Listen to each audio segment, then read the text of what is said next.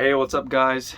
Jody Hardy back again today, and I'm going to do a little bit of a follow-up on the last video that I made. I know I said that I was going to have an endocrinologist appointment shortly after that video, and I did in fact have that appointment, but I was severely disappointed by the outcome. So I go in, I talked to the doctor, I said, hey, main concern right now, gyno stuff. And then I talked about, like, you know, I even mentioned, I was like, why do I have the low T? And then I was even asking for some other things, like some possibly some injectable L-carnitine, you know, just some stuff, because, you know, it's like I wanted to get the most out of this appointment that I could, because I had waited 6 months, over 6 months, and I really was just hoping to get something out of it. So I talk about a medicine for the gyno. I mentioned raloxifene because I had seen a lot of promising evidence to support its efficacy on reducing persistent pubertal gyno.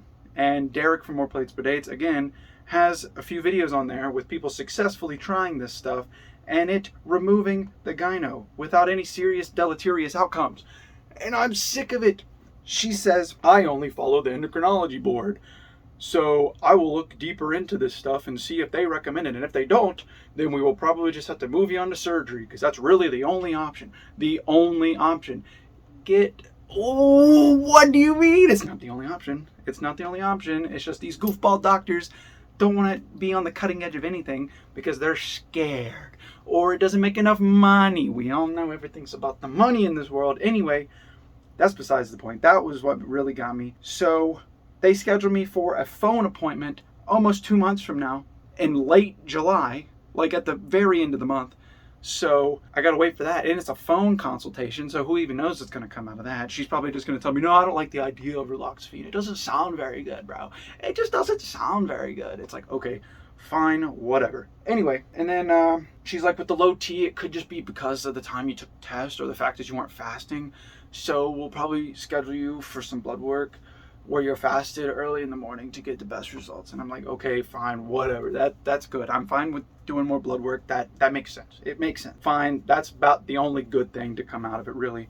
And then about the carnitine and the other stuff, she was like, she just kind of brought it up again and was like, I'd watch that bodybuilding stuff if I was you. I'd watch it. And I'm like, yeah, I'm gonna watch it. I'm gonna watch these sick gains, boy. What are you talking about? Get out of here. So yeah, almost half a year, or over half a year, to go in there, sit for half an hour, go into the back room for 5 minutes, have 2 sentences said to me, out the door with the phone consultation 2 months from now. I don't want to say I wasted my time, but I believe I wasted my time. Let me know what you guys think down in the description below. Do you think doctors are a little goofy? Just a little silly sometimes? Because I sure do. Thank you for all your support. You know, share this around. Let anybody know who may have some experience with raloxifene. I don't know if you do. Thank you. Adios.